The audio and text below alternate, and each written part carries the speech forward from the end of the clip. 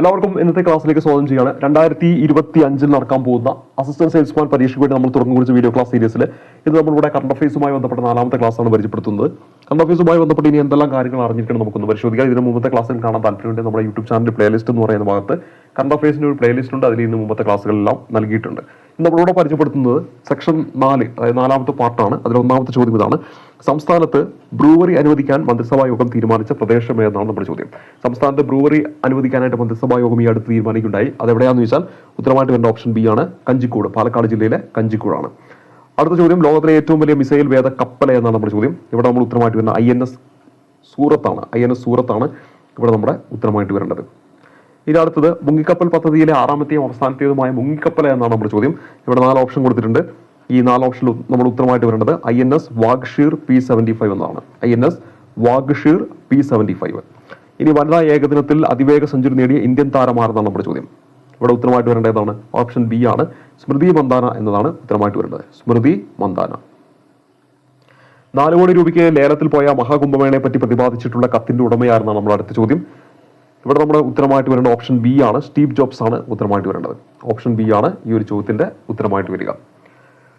അടുത്ത ചോദ്യം: space X റോക്കറ്റിൽ നിരീക്ഷണ ഉപകരണങ്ങൾ വിക്ഷേപിച്ച ഇന്ത്യൻ സ്റ്റാർട്ടപ്പുകൾ ഏതെല്ലാം എന്നാണ് ചോദ്യം. അമേരിക്കയുടെ സ്പേസ് എക്സ് റോക്കറ്റിൽ നിരീക്ഷണ ഉപകരണങ്ങൾ വിക്ഷേപിച്ച ഇന്ത്യൻ സ്റ്റാർട്ടപ്പുകൾ ഓപ്ഷൻ ബി ആണ് ഉത്തരം. പിക്സലും ദിഗന്തര എയറോസ്പേസുമാണ്.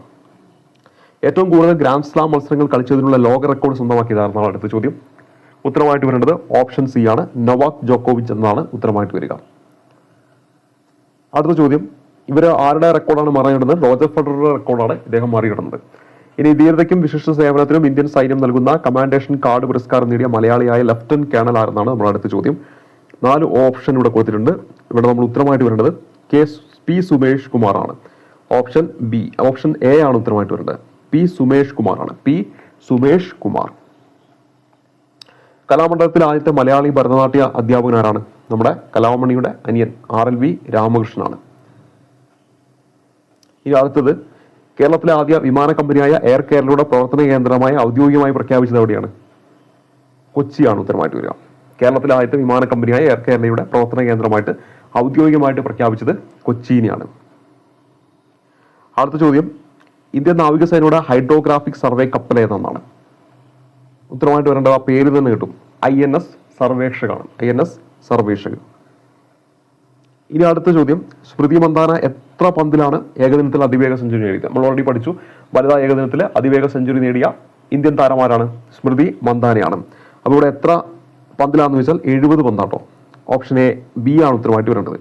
സുകുമാർ അഴീക്കോട് സ്മാരക പുരസ്കാരം അർഹനായതാരാണ്? ഉത്തരം K ജയകുമാറാണ്. ഇപ്പൊ സുകുമാർ ജയകുമാർ. ഇനി അടുത്ത ചോദ്യം: ഗോവ ഗവർണർ PS ശ്രീധരപ്പിള്ളിയുടെ 251ാമത്തെ പുസ്തകം പുറത്തിറക്കി. അതേതാണ് പുസ്തകം എന്ന് വെച്ചാൽ വൃക്ഷ ആയുർവേദം കേട്ടോ. തന്നിരിക്കുന്ന ഓപ്ഷനിൽ ഓപ്ഷൻ ബി ആണ് ഉത്തരം, വൃക്ഷ ആയുർവേദം. ലോകത്തിൽ ഇന്നേ വരെ കണ്ടെത്തിയിട്ടുള്ളതിൽ സസ്യാഹാരിയായിട്ടുള്ള ഏക ചിലന്തി ഏതാണ് നമ്മുടെ ചോദ്യം. ഈ അടുത്താണ് കണ്ടെത്തിയത്. ഉത്തരം എന്താണ്? ബംഗീര കിപ്ലിംഗി കേട്ടോ, ബംഗീര കിപ്ലിംഗി. സാറ്റലൈറ്റ് മാപ്പിൽ കാണാവുന്ന വിധത്തിൽ 200 സ്ഥലങ്ങളുടെ പൈതൃക മാപ്പിംഗ് GIS അധിഷ്ഠിതമായി നടപ്പിലാക്കിയ ചരിത്ര പ്രാധാന്യമുള്ള സ്ഥലം ഏതാണ് നമ്മുടെ ചോദ്യം. അപ്പോൾ സാറ്റലൈറ്റ് മാപ്പിൽ കാണാവുന്ന വിധത്തിൽ 200 സ്ഥലങ്ങളുടെ പൈതൃക മാപ്പിംഗ് GIS അധിഷ്ഠിതമാക്കിയിട്ട് നടപ്പിലാക്കിയിരിക്കുകയാണ് ഈ ഒരു പ്രദേശത്ത്. അത് എവിടെയാണെന്ന് വെച്ചാൽ നമ്മുടെ ഫോർട്ട് കൊച്ചി, മട്ടാഞ്ചേരി. ഇനി അടുത്തത്: ഹിൻഡൻബർഗ് റിസർവിന്റെ സ്ഥാപകനാണെന്നാണ് നമ്മുടെ ചോദ്യം. ഹിൻഡൻബർഗ് റിസർവ് ഈ അടുത്തൊക്കെ വാർത്തയിലൊക്കെ വലിയ ഇടം പിടിച്ചിട്ടുള്ള ഒന്നാണ്. ഇതിന്റെ ഉത്തരം നഥാൻ ആൻഡേഴ്സൺ എന്നാണ്. ഇതെങ്ങനെയാണ് വാർത്തയിൽ ഇടം പിടിച്ചത്? 2025 ജനുവരിയിൽ പ്രവർത്തനം അവസാനിപ്പിച്ച ഇന്ത്യയിലെ അദാനി ഗ്രൂപ്പ് അടക്കം ലോകത്തെ നിരവധി കോർപ്പറേറ്റ് സ്ഥാപനങ്ങളുമായി ബന്ധപ്പെട്ട അഴിമതി ആരോപണങ്ങൾ പുറത്തുവിട്ട സ്ഥാപനമാണിത്. കേന്ദ്ര ടെലികോം വകുപ്പ് പുറത്തിറക്കിയ തട്ടിപ്പ് കോളുകൾ റിപ്പോർട്ട് ചെയ്യാനും നഷ്ടപ്പെട്ട ഫോണുകൾ ബ്ലോക്ക് ചെയ്യാനുമുള്ള മൊബൈൽ ആപ്ലിക്കേഷൻ എന്നാണ് നമ്മുടെ ചോദ്യം. ഉത്തരമായിട്ട് വരേണ്ട ഏതാണ്? ഓപ്ഷൻ സി ആണ്, സഞ്ചാർ സാദി ആപ്പാണ്. 2025 ജനുവരി 15 സൈനിക ദിനാഘോഷത്തോടനുബന്ധിച്ച് പ്രതിരോധ മന്ത്രി രാജ്നാഥ് സിംഗ് പുറത്തിറക്കിയ പ്രതിരോധ ടൂറിസം മന്ത്രാലയങ്ങളുടെയും ആർമിയുടെയും സംരംഭമായ ഒരു ആപ്പ് ഉണ്ട്. അതിന്റെ പേരെന്താണ് നമ്മുടെ ചോദ്യം. അപ്പോൾ ഇവിടെ ആർമിയുടെ ജനുവരി 15 അന്ന് സൈനിക ദിനാഘോഷത്തോടനുബന്ധിച്ചുകൊണ്ട് നമ്മുടെ പ്രതിരോധ മന്ത്രി ആരാ? രാജ്നാഥ് സിംഗ്. അദ്ദേഹം പുറത്തിറക്കിയ പ്രതിരോധ ടൂറിസം മന്ത്രാലയങ്ങളുടെയും ആർമിയുടെയും സംരംഭമായ ആപ്ലിക്കേഷന്റെ പേര് പറഞ്ഞാൽ ഉത്തരമായിട്ട് വരേണ്ട ഏതാണ്? ഉത്തരമായിട്ട് തന്നിരിക്കുന്ന 4 ഓപ്ഷനിൽ ഉത്തരം ഓപ്ഷൻ ബി ആണ്, ഭാരത് രൺഭൂമി ദർശനാണ് ഉത്തരമായിട്ട് വരേണ്ടത്. ഇന്ത്യയിലെ അർദ്ധചാലകങ്ങളുടെ നിർമ്മാണം, അതായത് സെമി കണ്ടക്ടേഴ്സിന്റെ നിർമ്മാണം, അതുപോലെ അർദ്ധചാലക ഇക്കോസിസ്റ്റം നിർമ്മിക്കുക, പുതിയ തലമുറ സാങ്കേതിക പരിഹാരങ്ങൾ സൃഷ്ടിക്കുന്നതിൽ പങ്കാളികൾ എന്നിങ്ങനെയുള്ള പുതിയ സംരംഭങ്ങളിൽ പരിവേഷണം ചെയ്യുന്ന രാജ്യമേത്? 4 ഓപ്ഷൻ കൊടുത്തിട്ടുണ്ട്. ഉത്തരം സിംഗപ്പൂറാണ് ഉത്തരമായിട്ട് വരേണ്ടത്. ഇനി അടുത്ത ചോദ്യം, 2024 ഓടക്കുഴൽ പുരസ്കാരത്തിന് അർഹനായത് ആരാണ്? ഇവിടെ ഉത്തരം എന്താണ്? ഓപ്ഷൻ ബി ആട്ടോ, കെ അരവിന്ദാക്ഷൻ. അപ്പോൾ അടുത്ത ചോദ്യം എന്താ? കെ അരവിന്ദാക്ഷന് 2024 ഓടക്കുഴൽ പുരസ്കാരം ലഭിച്ച പുസ്തകം ഏതാണ്? 3 ഓപ്ഷൻ ഇവിടെ കാണാം. അതിൽ ഉത്തരം ഓപ്ഷൻ ബി ആണ്, ഗോപയാണ് ഉത്തരമായിട്ട് വരിക. അപ്പോൾ ഗോപ അരവിന്ദാക്ഷൻ ഓടക്കുഴൽ പുരസ്കാരം 2024. അടുത്ത ചോദ്യം, ത്രിപുര സ്കൂളുകളിലെ അധ്യാപകരുടെയും വിദ്യാർത്ഥികളുടെയും ഭാഷാ വൈവിധ്യം രേഖപ്പെടുത്തുന്നതിനായിട്ട് കൊണ്ടുവന്ന പദ്ധതി ഏതാ? ഓപ്ഷൻ സി ആണ് ഉത്തരമായിട്ട് വരുന്നത്, ഭാഷാ മാപ്പിംഗ് പദ്ധതി. ഭാഷാ മാപ്പിംഗ് പദ്ധതി എന്നതാണ് ഇവിടെ നമ്മുടെ ഉത്തരമായിട്ട് വരിക. നമ്മൾ അടുത്ത ചോദ്യത്തിലേക്ക് വരാം. നമ്മുടെ അടുത്ത ചോദ്യം, 2024 എഴുത്തച്ഛൻ പുരസ്കാരത്തിന് അർഹനായത് ആര്? NS മാധവനാണ് ഉത്തരമായിട്ട് വരേണ്ടത്. എഴുത്തച്ഛൻ പുരസ്കാരം സമഗ്ര സംഭാവനയ്ക്കാണ് കൊടുക്കുന്നത്. അപ്പോൾ ആരാണ്? NS മാധവൻ. ഹിക്കിറ്റ പ്രധാനപ്പെട്ട ഒരു കൃതിയാണ് അദ്ദേഹത്തിന്റെ. ഇനി അടുത്തത്, BCCI ഓംബുഡ്സ്മാനായിട്ട് 2025 ജനുവരിയിൽ നിയമിതനായത് ആരാണ്? നമ്മൾ ക്രിക്കറ്റിന്റെ BCCI ഉണ്ടല്ലോ, ഇന്ത്യൻ ക്രിക്കറ്റ് കൺട്രോൾ ബോർഡാണ് BCCI എന്ന് പറയുന്നത്. അവരുടെ ഓംബുഡ്സ്മാനായിട്ട് 2025 ഒരാളെ നിയമിച്ചു. ഉത്തരമാരാണ്? ഓപ്ഷൻ സി ആണ്, അരുൺകുമാർ മിശ്രയാണ് ഉത്തരമായിട്ട് വരിക. മിസോറാമിന് 25ാമത്തെ ഗവർണർ എത്തിയിരിക്കുകയാണ്. അപ്പോൾ മിസോറാമിന്റെ 25ാമത്തെ ഗവർണറായിട്ട് നിയമിതനായ ആരാണ്? 4 ഓപ്ഷൻ കൊടുത്തിട്ടുണ്ട്. ഇവിടെ നമ്മൾ ഉത്തരമായിട്ട് വരുന്നത് വിജയ്കുമാർ സിംഗ് ആണ്. അടുത്ത ചോദ്യം, 2024 നാവിക സിവിലിയൻസിന്റെ വർഷമായിട്ട് ആചരിക്കാൻ തീരുമാനിച്ച ഇന്ത്യൻ സേനാ വിഭാഗം എന്നാണ് നമ്മുടെ ചോദ്യം. അപ്പോൾ നാവിക സിവിലിയൻസ് എന്നൊക്കെ പറയുമ്പോൾ അവിടെ നമുക്കറിയാം ആരാ? നാവികസേനയായിരിക്കും. എന്നാലും പ്രത്യേകം ശ്രദ്ധിക്കുക, 2024 ആണെന്ന് കാര്യം ഓർത്തിരിക്കുക. തെറ്റിപ്പോയതല്ല, 2024 ആണെന്ന കാര്യം പ്രത്യേകം നോട്ട് ചെയ്യുക. ഇനി അടുത്തത്, സംസ്ഥാന സാക്ഷരതാ മിഷൻ വഴി നടപ്പിലാക്കുന്ന ന്യൂ ഇന്ത്യ ലിറ്ററസി പദ്ധതി പ്രോഗ്രാമിന്റെ പേരെന്താണ്? ഇവിടെ ഓപ്ഷൻ ബി ഉല്ലാസ് എന്നാണ് ഉത്തരമായിട്ട് വരേണ്ടത്. മാജിക് മഷ്റൂം ലഹരി മരുന്നല്ല എന്ന് പ്രസ്താവിച്ച കോടതി ഏതെന്ന് അറിയുമോ? ഉത്തരമായിട്ട് വരേണ്ടത് ഓപ്ഷൻ ബി കേരള ഹൈക്കോടതി. അടുത്ത ചോദ്യം, അണ്ടർ-19 വനിതാ ലോകകപ്പിന് വേദിയാകുന്നത് എവിടെയാണ്? വനിതാ ക്രിക്കറ്റ് ലോകകപ്പ് കേട്ടോ, ക്രിക്കറ്റ് ലോകകപ്പാണിത്. നമ്മുടെ ഉത്തരമായിട്ട് വരേണ്ടത് കൊലാലംപൂർ മലേഷ്യ. പെട്ടെന്ന് നമ്മൾ ആ ഒരു ഓപ്ഷനിലേക്ക് പോകണമെന്നില്ല, കാരണം നമുക്കറിയാം ഇന്ത്യ, ഓസ്ട്രേലിയ, UK ഒക്കെ നമ്മുടെ ഓപ്ഷനിലുണ്ട്. അപ്പോൾ അതുകൊണ്ട് തന്നെ കൊലാലംപൂർ മലേഷ്യയിൽ വെച്ചിട്ടാണ് അണ്ടർ-19 വനിതാ ക്രിക്കറ്റ് ലോകകപ്പ് വേദിയായത്. മത്സരം നടന്നു, ഇന്ത്യ വിജയിക്കുകയും ചെയ്തു. അത് ഓർത്തിരിക്കുക, കപ്പ് ഉയർത്തിയത് ഇന്ത്യയാണ്. ഇനി അടുത്തത്, അണ്ടർ-19 വനിതാ ലോകകപ്പിനുള്ള 15-അംഗ ഇന്ത്യൻ ടീമിൽ ഒരു മലയാളി ഉണ്ട് കേട്ടോ. അദ്ദേഹത്തിന്റെ പേരെന്തെന്നാണ് ചോദ്യം. നമ്മുടെ ഉത്തരമായിട്ട് വരേണ്ടത് ഓപ്ഷൻ എ ആണ്, VJ ജോഷിത എന്നതാണ് ഉത്തരമായിട്ട് വരേണ്ടത്. അടുത്ത ചോദ്യം, തുടർച്ചയായി 3-ാം വർഷവും ജനസംഖ്യയിൽ കുത്തനെ ഇടിവ് രേഖപ്പെടുത്തിയ രാജ്യം ഏതെന്നാണ് നമ്മുടെ ചോദ്യം. ഉത്തരം ചൈനയാണ്, ചൈന. സഹകരണ മേഖലയിൽ നേരിട്ടുള്ള വ്യാപാരത്തിനായിട്ട് ആരംഭിക്കുന്ന ഡിജിറ്റൽ പ്ലാറ്റ്ഫോം ഏതാണ് അടുത്ത ചോദ്യം. അങ്ങാടി കേരള ആപ്ലിക്കേഷൻ ആണ്.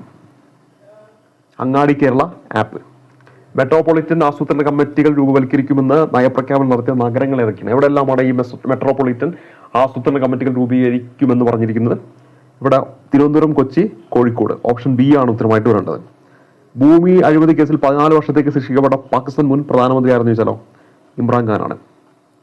ഇനി അടുത്തത്, ഓട്ടോമൊബൈൽ വ്യവസായവുമായിട്ട് ബന്ധപ്പെട്ട് ഭാരത് മൊബിലിറ്റി ഗ്ലോബൽ എക്സ്പോ 2025 വേദിയാകുന്ന എവിടെയാണ്? ഭാരത് മൊബിലിറ്റി ഗ്ലോബൽ എക്സ്പോ 2025 എവിടെയാ? ന്യൂഡൽഹിയാണ്. ഓപ്ഷൻ സി ആണ് ഉത്തരമായിട്ട് വരേണ്ടത്. ശ്രീഹരിക്കോട്ടയിലെ സതീഷ് ധവാൻ സ്പേസ് സെന്ററിൽ നിന്ന് വിക്ഷേപിച്ച 100ാമത്തെ ദൗത്യമായെന്ന് ചോദിക്കാം. ഉത്തരമായിട്ട് വരുന്ന നാവിക് 02 അല്ലെങ്കിൽ ചിലപ്പോൾ പരീക്ഷയ്ക്ക് NVS 02 എന്നൊക്കെ തരും. ഓർത്തിരിക്കുക, നാവിക് 02 അല്ലെങ്കിൽ NVS 02. നാവിക് 02-ന്റെ അല്ലെങ്കിൽ NVS 02-ന്റെ വിക്ഷേപണ വാഹനം ഏതെന്ന് ചോദിച്ചാലോ? GSLV Mark II ആണ്. GSLV Mark II വളരെ ഇമ്പോർട്ടൻ്റ് ആണ്. GSLV Mark II. ISRO Vikram Sarabhai professor പദവി നൽകിയ വ്യക്തി ആരാണ്? ISRO വിക്രം സാരാഭായ് പ്രൊഫസർ പദവി ഒരു വ്യക്തിക്ക് അടുത്ത് നൽകി. അതൊരു മലയാളിയാണ്. ആരാണ്? നമ്മുടെ ഉത്തരം S സോമനാഥ്. മുൻ ISRO ചെയർമാനാണ് നമ്മുടെ S സോമനാഥ്. അദ്ദേഹത്തിനാണ് എന്ത് നൽകിയത്? പ്രൊഫസർ പദവി നൽകിയത്. അടുത്ത ചോദ്യം, ചിറയൻകീഴ് പൗരാവലി ഏർപ്പെടുത്തിയ പ്രേം നസീർ പുരസ്കാരത്തിന് അർഹനായത് ആര്? ഇവിടെ ഷീലയാണ് ഉത്തരം. നമ്മൾ ഇതിനു മുമ്പ് പ്രേം നസീറുമായി ബന്ധപ്പെട്ട് സമഗ്ര സംഭാവനയ്ക്കുള്ള പുരസ്കാരം നമ്മുടെ ജഗതി പഠിച്ചു. ഇവിടെ ഷീല എന്താണ്?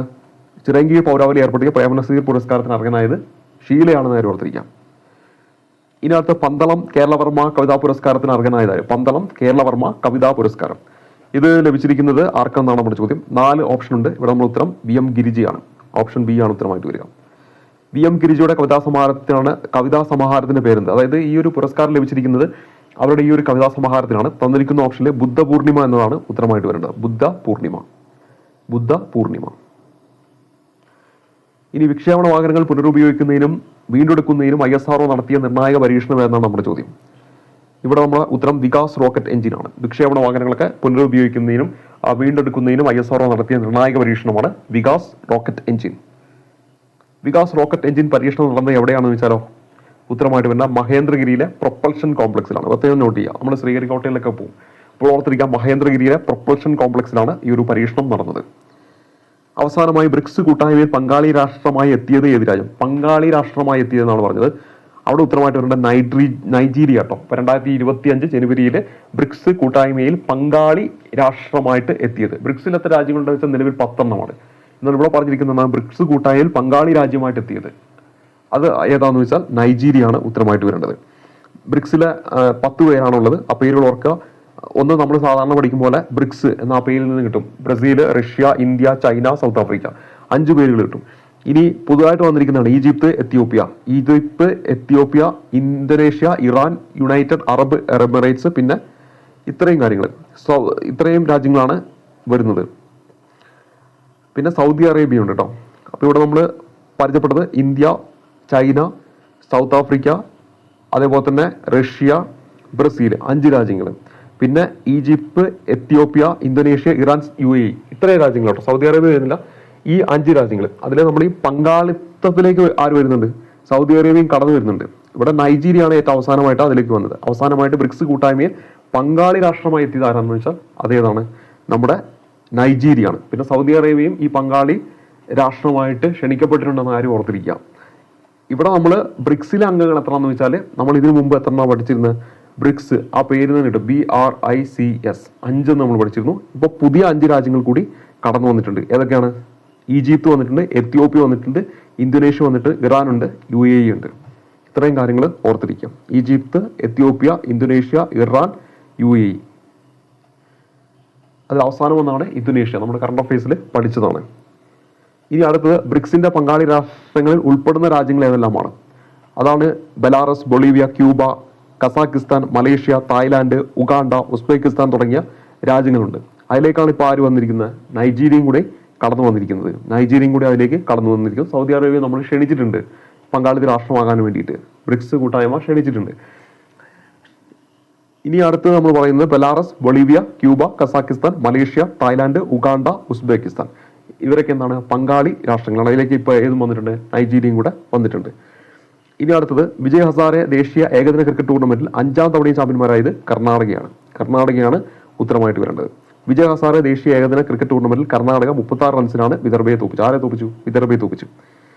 കാട്ടാനകൾ ട്രാക്കിലേക്ക് എത്തുന്നത് തടയാൻ റെയിൽവേ നിർമ്മിക്കുന്ന AI സംവിധാനം ഏതെന്നാണ് വെച്ചാൽ അവിടെ ഉത്തരമായിട്ട് വരേണ്ടത് ഓപ്ഷൻ ഇവിടെ നമ്മുടെ B ആണ്. എലിഫന്റ് ഇൻട്രക്ഷൻ ഡിറ്റക്ഷൻ സിസ്റ്റം എന്നതാണ് ഉത്തരമായിട്ട് വരേണ്ടത്. ഇവിടെ ഓപ്ഷൻ B ആണ് നമ്മുടെ ഉത്തരമായിട്ട് വരേണ്ടത്. അടുത്ത ചോദ്യം, എലിഫന്റ് ഇൻട്രക്ഷൻ ഡിറ്റക്ഷൻ സിസ്റ്റം നടപ്പിലാക്കുന്ന എവിടെയാണെന്ന് വെച്ചാലോ പാലക്കാട് റെയിൽവേ ഡിവിഷനിലെ മധുക്കൽ മുതൽ കൊട്ടേക്കാട് വരെയുള്ള 33 കിലോമീറ്ററിലാണ്. ഇനി അടുത്തത്, ഗാന്ധിജി വധിക്കപ്പെട്ട ദിനമായ ജനുവരി 30 പുറത്തിറങ്ങുന്ന അരുൺ ഷൂറിയുടെ പുസ്തകത്തിന് പേരെന്നാണ്? The new icon, Savarkar and the facts എന്നതാണ് പുസ്തകത്തിന്റെ പേര്. അപ്പോൾ ആരുടെ പുസ്തകം എന്ന് വെച്ചാൽ അരുൺ ഷൂറിയുടെ പുസ്തകമാണ്. The new icon, Savarkar and the facts എന്ന പുസ്തകത്തിന്റെ രചയിതാവായിരുന്നുള്ള ചോദ്യം അരുൺ ഷൂറിയാണ്. നമ്മൾ ഓൾറെഡി പഠിച്ചു. മാരിടൈം അമൃത്കൽ വിഷൻ 2047 ഉൾപ്പെടുത്തി കപ്പൽശാല നിർമ്മിക്കാൻ കേന്ദ്രം അനുമതി നൽകിയ കേരളത്തിലെ പ്രദേശം ഏതാണ് നമ്മുടെ ചോദ്യം. ഇത് പൂവാറാണ്. തിരുവനന്തപുരം ജില്ലയിലെ പൂവാറാണ്. Maritime Amrit Kaal mission 2047. Maritime Amrit Kaal mission 2047 ഇതിൽ ഉൾപ്പെടുത്തിയിട്ട് കപ്പൽശാല നിർമ്മിക്കാൻ കേന്ദ്ര അനുമതി നൽകിയ കേരളത്തിലെ പ്രദേശം ചോദിച്ചാൽ അത് തിരുവനന്തപുരം ജില്ലയിലെ പൂവാർ എന്ന് പറയുന്ന സ്ഥലമാണ്. രാജ്യത്തെ ആദ്യത്തെ സ്വകാര്യ അർദ്ധചാലക നിർമ്മാണ കേന്ദ്രം നിലവിൽ വരുന്ന എവിടെയാണെന്ന് വെച്ചാലോ ആന്ധ്രാപ്രദേശിലെ കുർനൂൽ ജില്ലയാണ്. ചോദിക്കാവുന്ന ഒരു ചോദ്യമാണ്. ആന്ധ്രാപ്രദേശിലെ കുർനൂൽ. കനേഡിയൻ പ്രധാനമന്ത്രി തിരഞ്ഞെടുപ്പിൽ മത്സരിക്കുന്ന ഇന്ത്യൻ വംശജ ആരെന്ന് വെച്ചാൽ MP ചന്ദ്ര ആര്യ. അപ്പൊ ഇവരൊക്കെ പരാജയപ്പെട്ടു പോയി. ഓൾറെഡി അവിടെ കനഡയിൽ പുതിയ പ്രധാനമന്ത്രിയൊക്കെ വന്നു കഴിഞ്ഞു. അപ്പോൾ ഇവിടെ അന്ന് 2025 ജനുവരിയിൽ മത്സരിച്ചാരെന്ന് വെച്ചാൽ അവിടെ ഉത്തരമായിട്ട് വരുന്ന MP ചന്ദ്ര ആര്യയാണെന്ന കാര്യം ഓർത്തിരിക്കുക. ടെൻസിംഗ് നോർഗെ ദേശീയ സാഹസിക പുരസ്കാരത്തിന് അർഹനായത് ആരെന്ന് വെച്ചാൽ ജിതിൻ വിജയനാണ്. 2025 ഈ ഒരു പുരസ്കാരത്തിന് അർഹനായത് ജിതിൻ വിജയനാണ്. അവസാനത്തെ ചോദ്യത്തിലേക്ക് വരാം.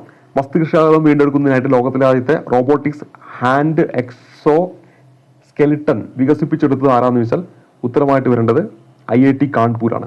അപ്പോൾ ഇവിടെ ഓർക്കുക, മസ്തിഷ്കാഘാതം വീണ്ടെടുക്കുന്നതിനായിട്ട് ലോകത്തിലെ ആദ്യത്തെ റോബോട്ടിക് ഹാൻഡ് എക്സോ സ്കെലിട്ടൺ വികസിപ്പിച്ചെടുത്തത് കാൺപൂരാണ്.